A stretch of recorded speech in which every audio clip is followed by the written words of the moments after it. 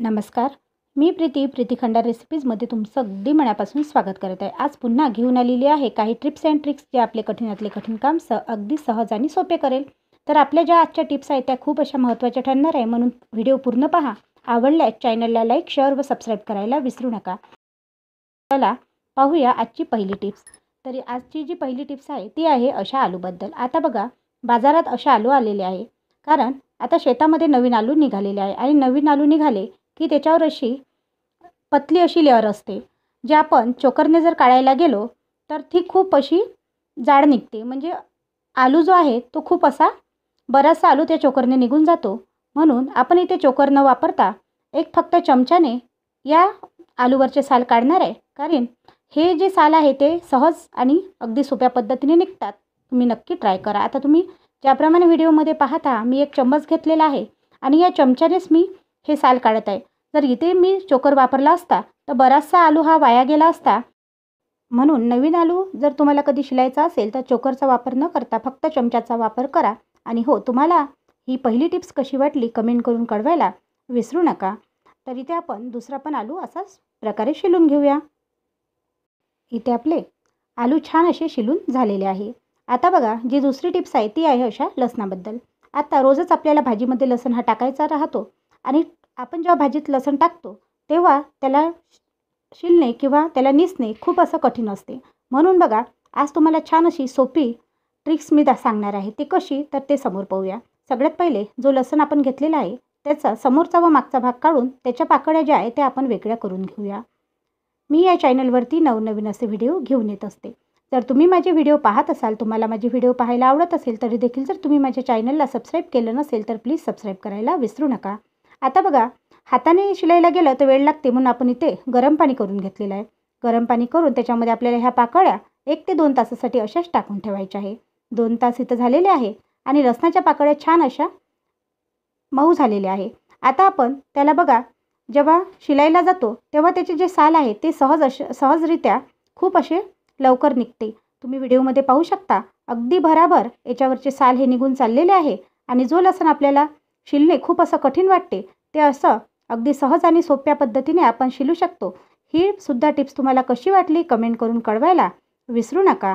आणि हो, तिसरी जी टिप्स आहे ती आहे अशा वाटीबद्दल. आता बघा, आपल्याला काय होतं, कधीकधी एक थोडीशी भाजी राहते आणि आपण ते वाटीत ठेवतो, किंवा आणखी काही आपल्याला अर्धा कांदा म्हणा, अर्धा टोमॅटो आपण फ्रीजमध्ये असं वाटीत ठेवतो व त्याच्यावर असं झाकण ठेवतो, पण ते काही व्यवस्थित बसत नाही.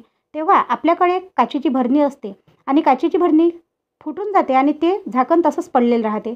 तेव्हा आपण त्या काचेच्या भरणीचं जे झाकण आहे त्याचा यूज इथे करणार आहोत. बघा, हे झाकण जेव्हा आपण याला लावू ते एका प्रकारचा इथे छोटासा असा डबा तयार झालेला आहे. याला जागाही जास्त गुंतणार नाही व याच्यामध्ये कोणताही पदार्थ आपण ठेवू शकतो. नक्की ट्राय करा. आणि तुम्हाला ही तिसरी टिप्ससुद्धा कशी वाटली कमेंट करून कळवायला विसरू नका. चौथी जी टिप्स आहे ती आहे लसण पाकळ्या जेव्हा आपण शिलतो तेव्हा त्याचं जे साल उरतात ते फेकून न देता आपण मच्छर पळवण्यासाठी इथे जादुई दिवा पाहणार आहोत. तर आपल्याला इथे लागणार आहे लसणाचा पाचोळा आणि 2 तेजपान, तसंच आपल्याला थोडासा दालचिनीचा इथं तुकडे घ्यायचा आहे व एक फुलवा त्याच्यामध्ये पेटवायची आहे. आता तुमच्या लक्षात येईल की जसा जसा आपला दिवा जळेल व त्याचा जो धूर निघेल त्याच्याने आपल्या घरात असलेले जे मच्छर आहेत, जे सायंकाळच्या वेळेस आपल्याला खूप त्रास देतात, ते नाहीसे होतात. नक्की ट्राय करा. आणि हो, तुम्हाला ह्या लसणाच्या जो पाचोळा आहे त्याची जी ही टिप्स आहे ती कशी वाटली कमेंट करून कळवायला विसरू नका. आता जी चौथी टिप्स आहे ती आहे अशा बर्नलबद्दल. गॅसवर आज आपण पितांबरीची कमाल पाहणार आहोत. ती कशी, तर बघा, गॅसचे बर्नल हे खराब होतात आणि त्याची जी छिद्र असतात ते पण खूप असे पॅक होतात आणि भोवतालून त्याच्या गॅस असा पास होतो व त्याच्यामुळे आपला गॅसही जास्त लागतो. म्हणून आज आपण याला फक्त पितांबरीने कसं साफ करायचं ते पाहणार आहोत. इथे बघा, मी एका भांड्यात पाणी घेतलेलं आहे, त्याच्यामध्ये हे बर्नल टाकून घेतलेले आहे आणि आता याच्यावर आपल्याला घालायची आहे पितांबरी. पितांबरी घातल्यानंतर आपल्याला 1 ते 2 तास हे असंच मुरू द्यायचं आहे. मुरल्यानंतर तुमच्या लक्षात येईल की याच्यावरचा बराचसा मळ हा निघून जातो व एक वेगळीच चकाकी याच्यामध्ये येते. आणि आपण आता याला एका जुन्या ब्रशनी घासूनसुद्धा घेऊया. अगदी 2 ते 3 मिनिट याला घासले की याचे जे छिद्र आहे ते पण मोकळे होऊन जातात. तसेच खूप छान असे हे पितांबरीमुळे हे बर्नल निघतात. जर खूप असे जुने झाले असेल तर ते निघणार नाही. पण जर नवे बर्नल असेल आणि तुम्ही जर याला पितांबरीमध्ये मुरू टाकले तर ते सहजरित्या निघून जातात. नक्की ट्राय करा. आणि हो, तुम्हाला ही सुद्धा टिप्स कशी वाटली कमेंट करून कळवायला विसरू नका. आता आपण याला स्वच्छ अशा पाण्याने धुवून घेऊया. पाण्याने धुतल्यानंतर आपले बर्नर खूप असे चक्क हे दिसतात. आजचा व्हिडिओ तुम्हाला कसा वाटला कमेंट करून कळवायला विसरू नका. व्हिडिओ आवडल्यास चॅनलला लाईक, शेअर व सबस्क्राईब करायला सुद्धा विसरू नका. असेच नवनवीन व्हिडिओ मी तुमच्यासाठी घेऊन येणार. धन्यवाद.